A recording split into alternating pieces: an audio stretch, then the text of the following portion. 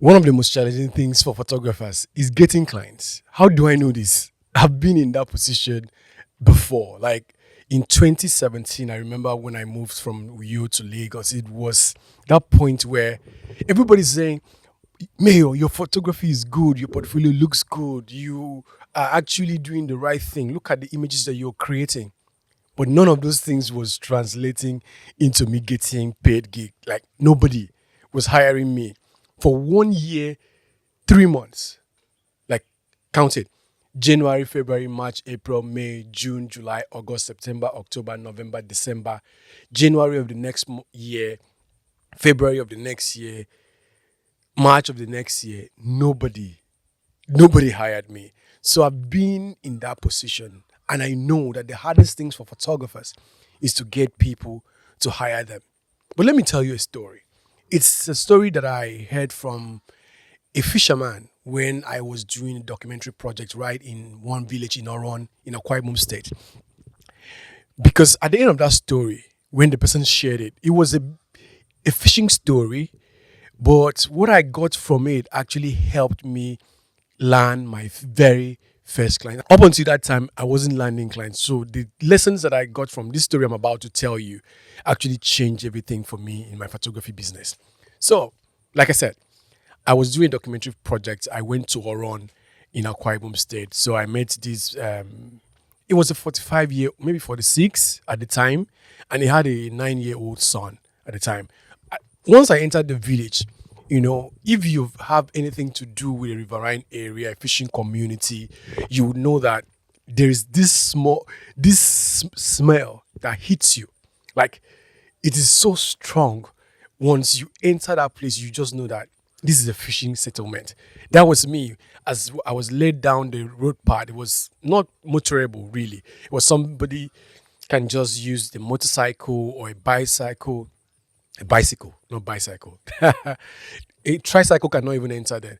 So I went into that place. They took me and I met the man. His name was Effiong, right? So I met Mr. Effiong at that time. And the essence of the meeting was just to talk with the person, had conversation so that I could document his story. But he went on to tell me something that really went on in the later years to change my business, to actually make me to land clients. The story is, so I asked him, how do you get these kind of fishes? Because when I went there, I saw different kind of fishes. I saw from the one we call inara, that's the catfish from the ocean, the very big one. I saw the one we call a pie, small fishes that are very sweet. They use in cooking little delicacies here like ekpankuko, like rice, whatever things you want to cook with that one. There are other fishes like the electric fish. There are other fishes like crayfish. There are things like crabs. There are things like different species of fishes when I saw them trying to dry. So I was wondering, how can you be a fisherman and be able to get all of these fishes? So I was curious and asked him, so what do you do? He said that his 8-year-old son ate him. So Etim was the one to tell me the story. So as the father was busy cleaning the net, as he just came back in the previous night from the fishing waters. So I got to learn that he said, for every fish that you want to catch, you need to understand that there are different kind of baits that you can use. Bait is something that you use to lure the fish so that you can be able to catch it. So he said that the bait for the fish like tilapia is different from the bait for the fish like the catfish. It's different from the baits that you use for fishes like the pike, the smaller fishes. It's different from the baits that you use for stockfish, right? So the first thing he sets aside is to ask himself, this particular trip that I'm going, what kind of fish am I looking at catching? So that would actually inform his decision about the baits that he's going to use while going there.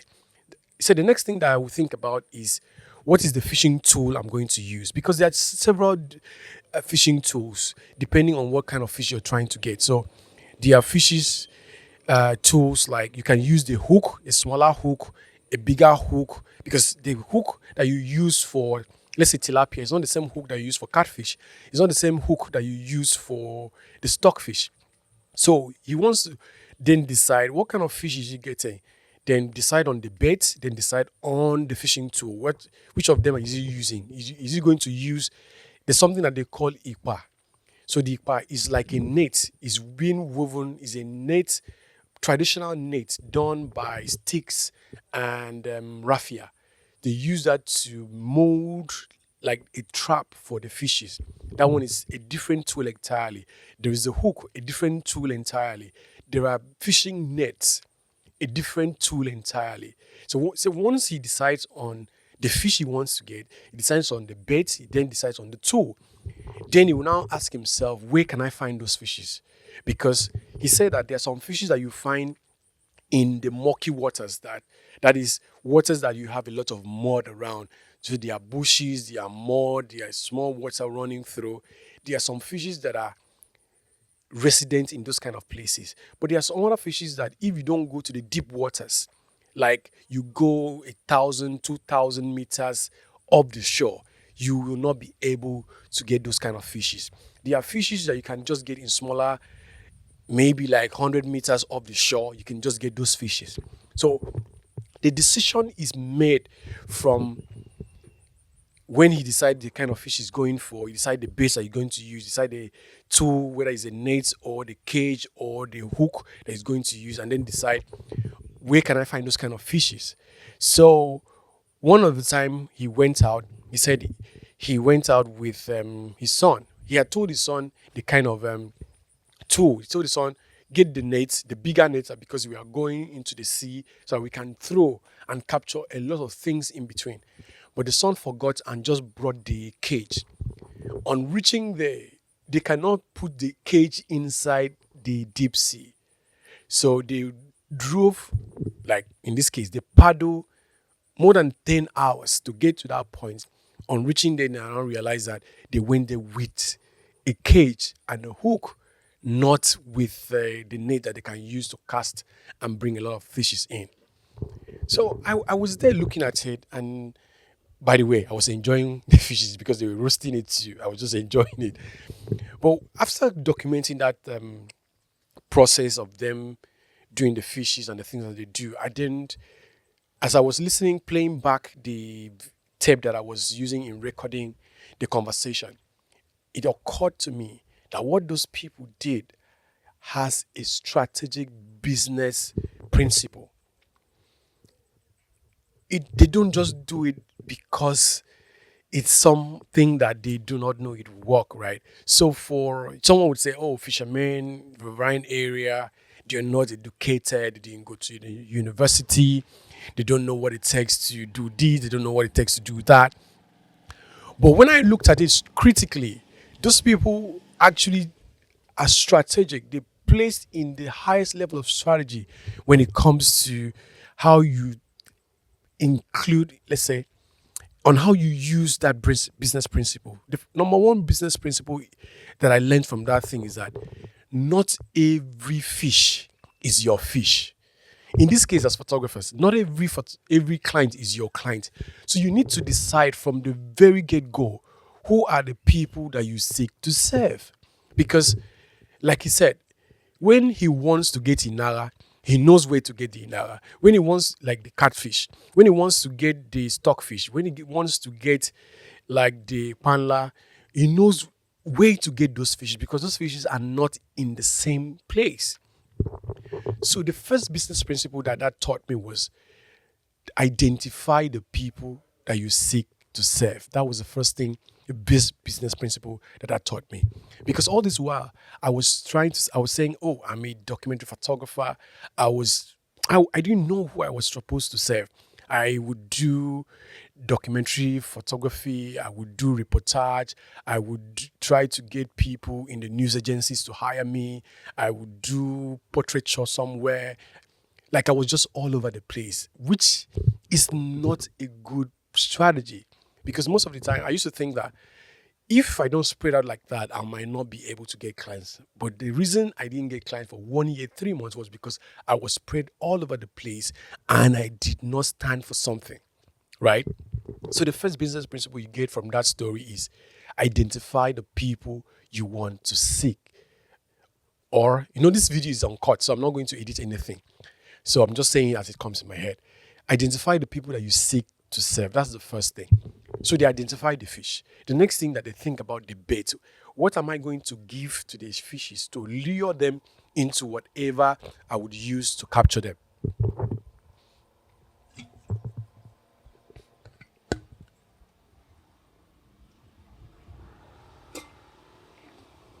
So by the time you think about that, what is the thing that you're going to use in luring the fishes? In this case, what is the thing that you're going to use as the thing that will attract people to you?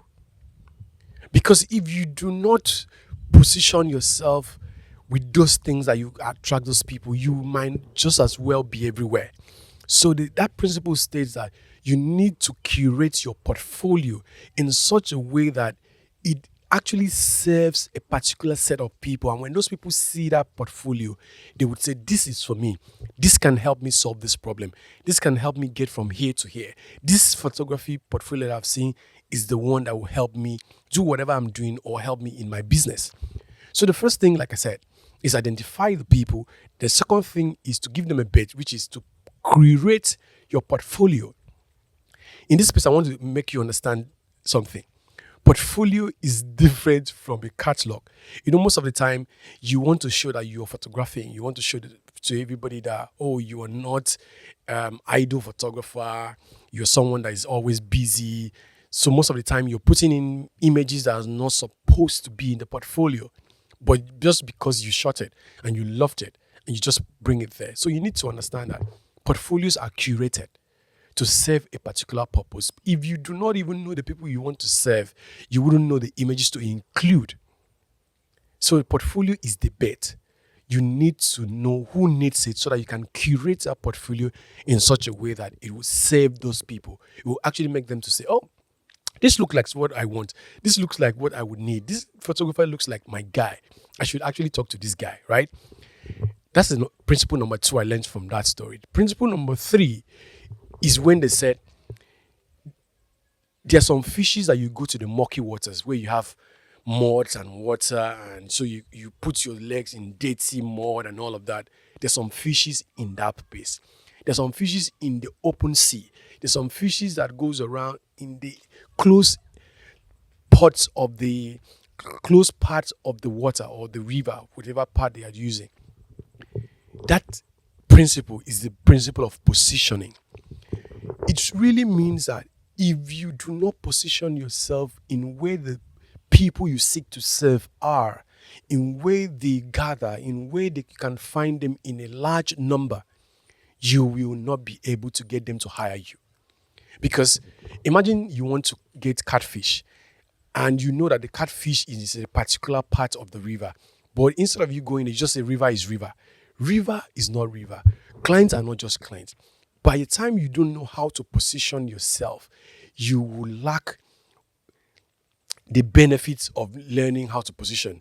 Just like the fishermen would go to the river, instead of them going to the murky waters and get those kind of fishes because there are specific kind of fishes that will be in that kind of terrain. If they want to get the specific kind of fishes, they have to go to that terrain. So if you're building a portfolio, let's say you're a child photographer, you're building your portfolio around child photography, you need to understand that positioning in this case for you means you putting yourself where you have communities of moms, communities of dads, because those are the people that hire you, not even the kids, right? So there are Instagram groups, there are Instagram pages, there are Facebook groups where you have mom's group, you have father's group. That's where you should position yourself. If you're trying to do any collaboration, paid partnership, whatever it is, you should be looking forward to doing those paid partnership with those people that hold a collection of the people that you seek to serve. That way you don't just put your portfolio everywhere. Because putting your portfolio everywhere is like carrying your net to the murky water. Your net cannot do anything in the murky waters. You cannot use the cage in the open sea. Your cage cannot do anything in the open sea. So you need to know which of these things, where can I find the people that I serve? What can I put portfolio in front of them so that they can see what I do? Positioning is key. If you do not know how to position your craft, for example, you're a wedding photographer, you need to understand that the people that have like a collection of people that want to get married are event planners. So your job is to be in the faces of as many event planners as possible, right? Or in faces of wedding blogs, whether it is on Instagram blog or they have a website, or you just go to wedding expos. There are wedding expos all around the world, depending on the city that you're watching this from.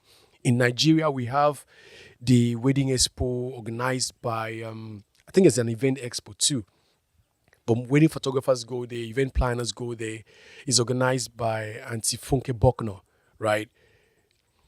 Those are the places you want to be because you're not looking for Ireti, you're not looking for Ahmed, you're not looking for Hazan, you're not looking for Obina for you to go and pitch them. Oh, Obina, when are you getting married? Hazan, when you're getting married? You're looking for someone that has a directory who in a given year will be able to plan multiple weddings. So you need to now find yourself to position in those places. So if like those events like the Funke Bokno on that I mentioned, it's a paid event. If you pay and go there, you're positioning yourself in front of the people that hire people like you. There's no event planner that will not hire a videographer. There's no event planner that will not hire a photographer. There's no event planner that will not hire a cake person. There's no event planner that will not hire a decorator. There's no event planner that will not hire a DJ. They have all of these vendors on their list so that when they have clients that can fit that particular budget, they go to that particular vendor and bring the vendor into the business. Do you understand? So positioning is you going to where you have a collection of the people that you seek to serve. Posting on Instagram alone, posting on TikTok alone, posting on Facebook, on your Twitter, as much as that is good with visibility, but that is not positioning. Positioning is a business principle as much as visibility is a business principle. So you need to understand that visibility does not mean positioning, or visibility would not take the place of positioning. You can be visible, but to the wrong people. Positioning and visibility works when you're visible to the right people. When you're visible to the right people, that's now positioning.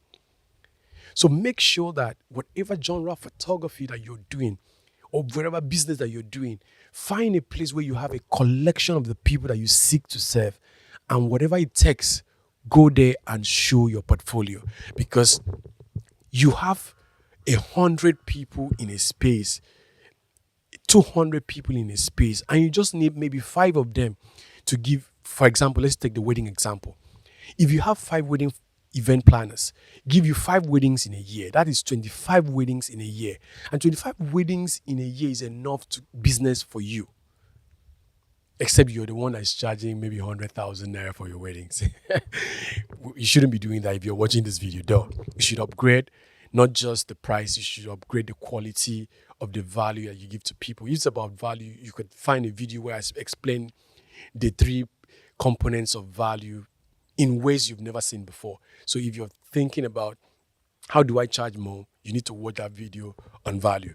So let me do like a recap. The first thing I learned from that fishing story, the first one is identify the people that you seek to serve. The second one is identify the baits that you want to give them, the portfolio in this case. Number 3, positioning. You know the waters that these fishes that you want are always found, which is positioning.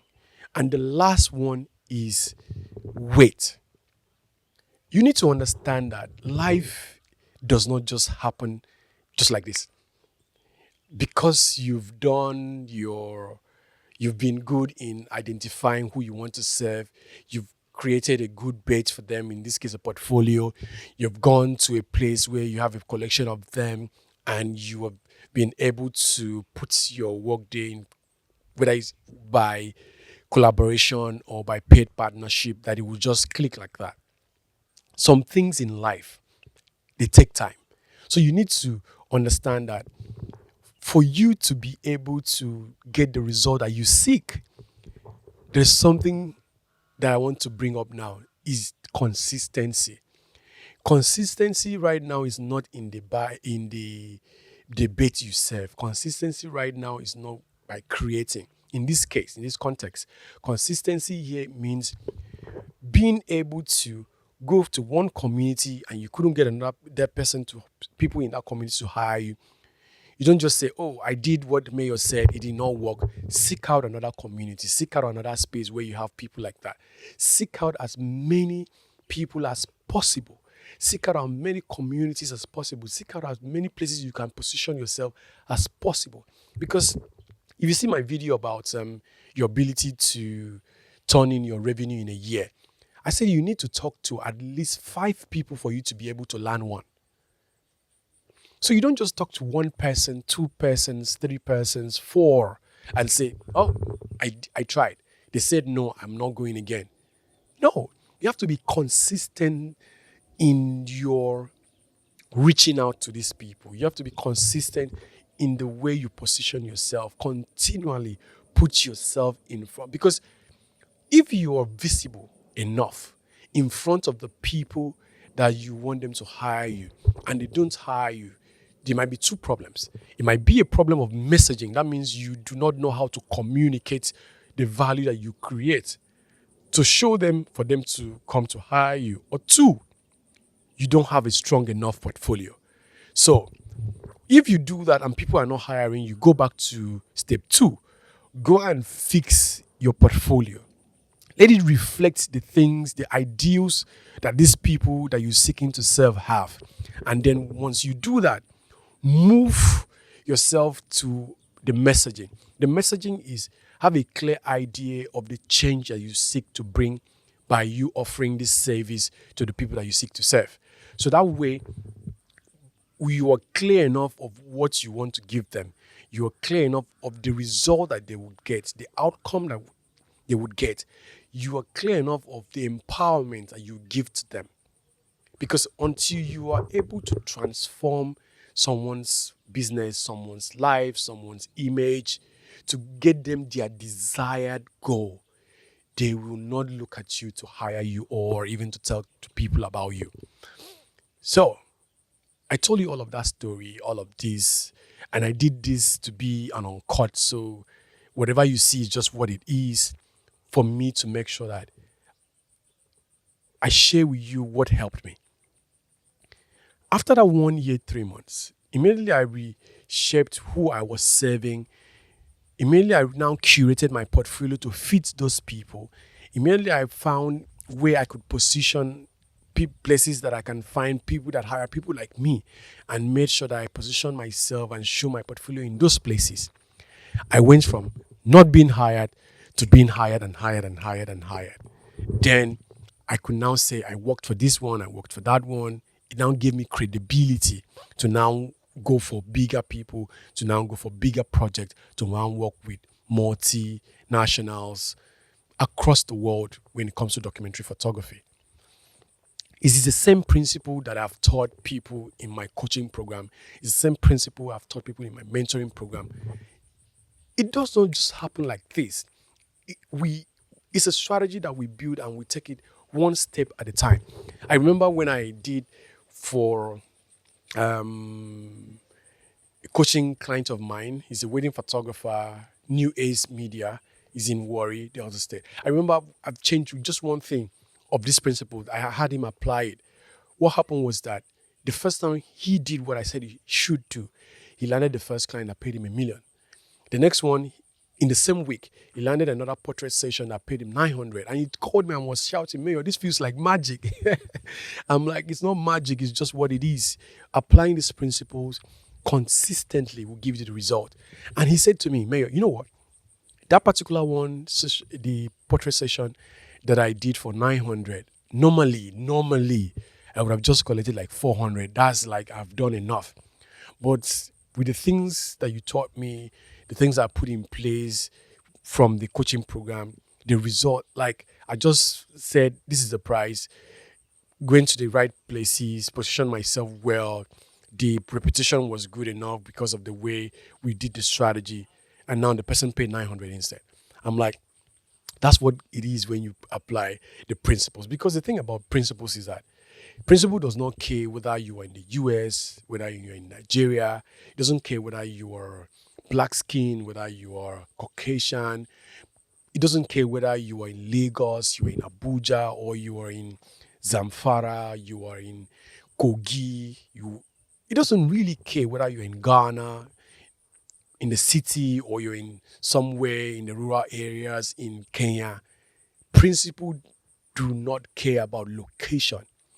Principles, when applied well and consistently so, give you the result, whether you are in Lagos or like right now, I'm back in my village. Like I went to my town to see my parents. Then we now went down to the village. And if you can see, I am seated right here under the tree for avocado. You see. So it doesn't matter. The same principle can be applied even here in my village. Go on.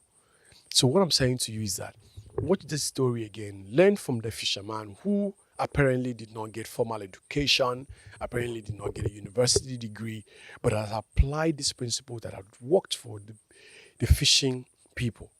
And I use that principle in my business, and I've used it for several other photographers across different genres.